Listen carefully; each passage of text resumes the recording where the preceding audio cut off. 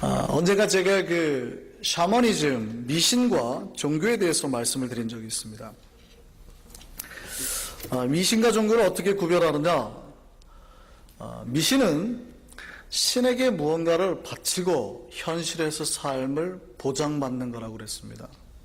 예를 들어서 제가 전설의 고향 얘기를 들었죠.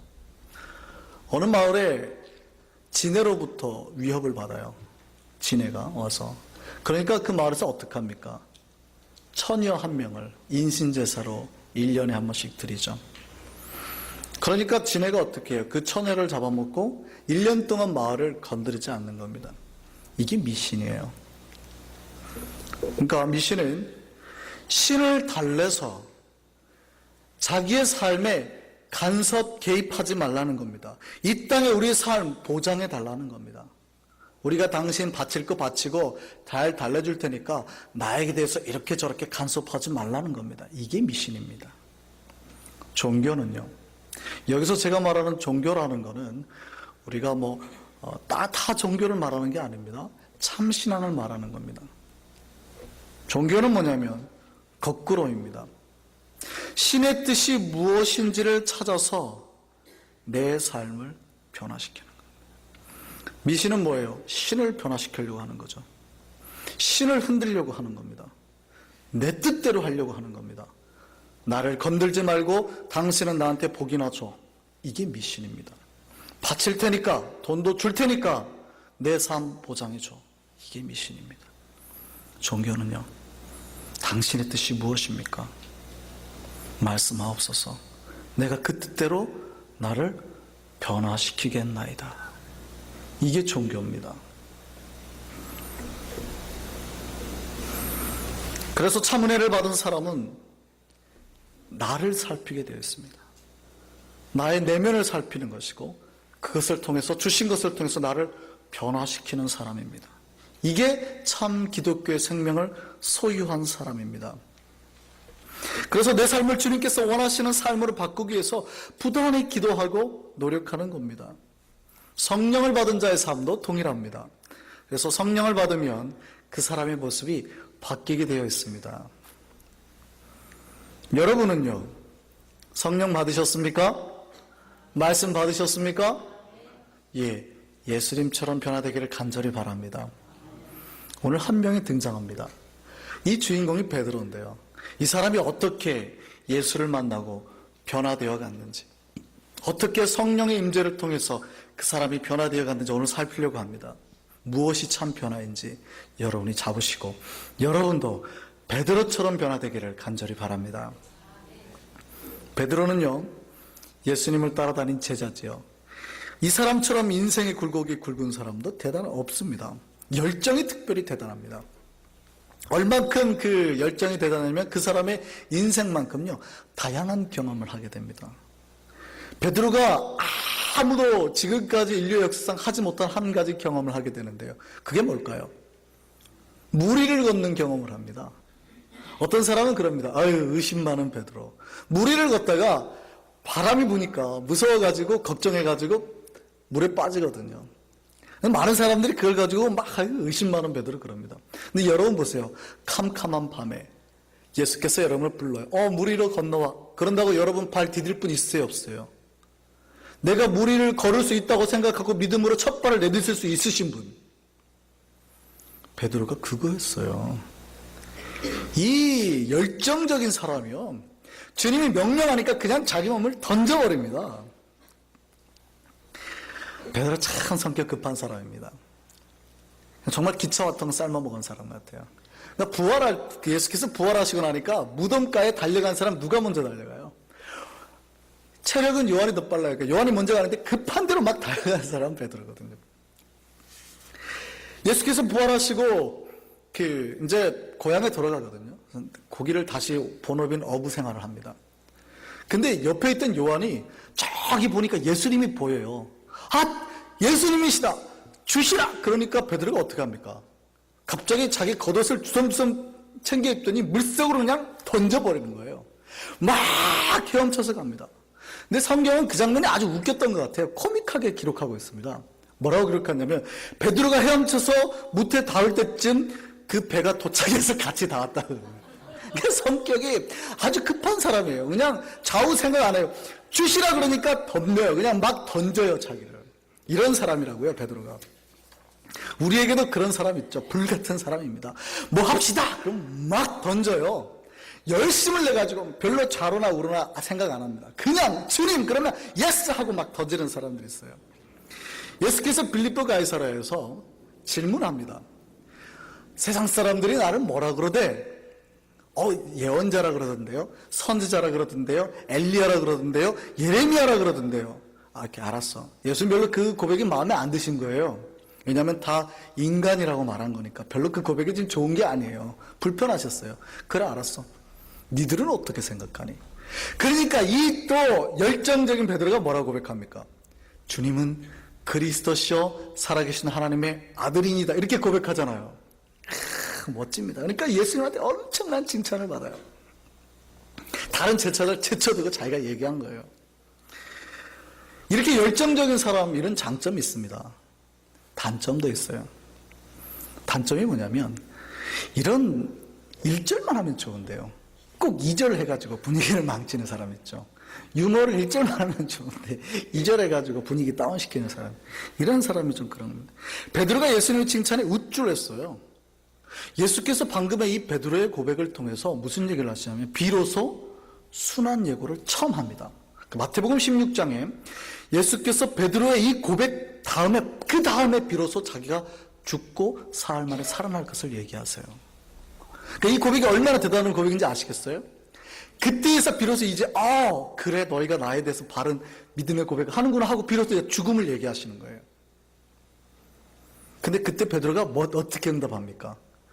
죽고 살아날 것을 얘기하니까 심각하게 반응해야 되거든요. 지금 분위기가 좋아요. 예수를 따르는 무리들이 많아지고 있잖아요. 이제 예루살렘 들어가기만 하면 이제 예수의 세상이 되는 겁니다. 근데 이때 갑자기 예수께서 자기가 죽을 걸 얘기하시거든요. 그럼 여기서 굉장히 심각하게 지금 반응하고 분위기 이상한다고 왜 그러십니까? 하고 질문을 해야 돼요. 근데 베드로가 어떻게 반응해요? 주여, 이 일이 결코 주에게 미치지 않을 겁니다. 자기는 그럴 수 있을 거라고 하거든요. 이 열정적인 사람의 특징이 그겁니다. 절대 내 생각과 내 의지로 다 해낼 수 있다고 생각하는 거예요. 그러니까 그 뒤에 무슨 얘기를 들어요? 예수께요. 사탄아, 내 뒤로 물러가라. 네가 나를 넘어지게 하는 자로다. 네가 하나님의 일을 생각하지 아니하고 도리어 사람의 일을 생각하는구나. 2절 하다가 괜히 예수님한테 책망받았어요.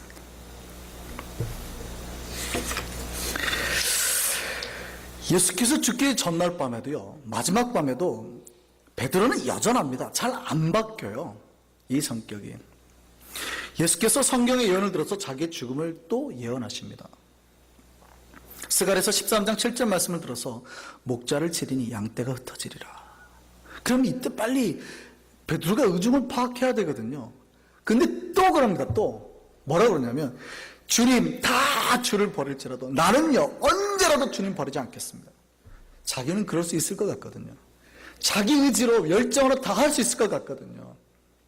이 열정적인 사람의 특징입니다. 별로 여러분이 공감을 안 하시는 것 같아서 제가 그렇단 말입니다. 이 말씀 준비하면서 제가 그렇게 찔려요. 제 영어 이름을 베드로로 해야 되려나 봐요. 이 열정적인 사람의 특징이에요. 자기의 힘으로 다 할 수 있을 것 같아요. 하나님의 힘이 별로 안 필요해 보이는 사람들의 특징이에요. 하나님을 하면서도 자기 힘으로 다 할 수 있을 것 같은 사람들의 특징. 베드로가 치명적인 실수를 하는 겁니다. 예수께서 뭐라 그러냐면 베드로에게 이렇게 말합니다. 내가 진실로 네게 이르노니 오늘 밤 다 굴기 전에 네가 3번 나를 부인하리라. 주님 말씀하셨거든요. 그럼 이 말씀 어떻게 해야 됩니까? 기억해야 되거든요. 근데 이 말씀 의지하고 붙들었습니까? 아니요. 베드로는 여전히 자기 의지를 믿습니다. 자기의 힘을 믿어요. 주님 말씀 붙들었으면 베드로가 절대 실수 안 합니다. 부인 안 해요. 근데 베드로가 이 순간에 말씀을 의지합니까? 그때 계속 자기의 의지를 믿어요. 자기는 부인하지 않을 거라고. 자기의 생각을 믿는 겁니다. 그래서 베드로가 치명적인 실수를 하게 되는 거죠. 말씀을 정확하게 기억하지 못하면 우리에게도 동일한 잘못이 일어날 수 있습니다. 인간들은 앞에서는 주님이라고 고백하면서 바로 뒤돌아서 모른다고 배신할 수 있는 존재들이란 말입니다. 그러니까 여러분이 하나님의 힘으로 하지 아니하고 여러분의 힘으로 하면 언젠가 실수하고 배신할 수 있는 그런 존재들이라는 것을 이미 자각하셔야 된다는 얘기입니다. 하나님의 힘을 공급받지 아니하면 언제고 여러분과 저는 무너질 수밖에 없는 존재라는 것을 시인하셔야 된다고요. 베드로가 그거 안 한 겁니다. 제가 한국에 있을 때 같이 사역한 목사님들이 몇 분 계시는데요. 그중 한 분 아들 이름이 다니엘입니다. 저 미국 나이로 한 4살, 5살 정도 됐습니다. 얼마 전에 이 목사님이 주일날 예배를 마치고 집에를 들어가셨대요. 피곤해 지친 몸으로 집에를 들어가는데 굉장히 피곤해 계시죠. 그래서 집에를 딱 들어갔는데 갑자기 문을 열자마자 그 아들 다니엘이 장난감 칼을 들더니 막 갑자기 목사님 향해서 막 치더래요. 칼을 들고. 그러니까 이 목사님이 왜 그래 다니엘? 그랬어요. 그랬더니 뭐 말도 안 하고 계속 그러는 거예요. 왜 그러냐고 그랬더니 교회에서 오늘 그렇게 하라고 배웠다라는 거예요. 너무 어이가 없어서. 너 오늘 교회 앞에서 또 뭐 배웠어? 물어봤어요. 약간 화가 난 거죠. 이제 그 전사님한테 이제 따지러 가려고. 너 뭐 배웠어? 그랬더니 10계명을 배웠대요. 야, 너 10계명 배운 녀석이 그렇게 10계명에서 성경에서 내 부모에 대해서 어떻게 하라고 가르쳤어? 그때 다니엘이 그러는 거예요. 내 부모를 공격하라.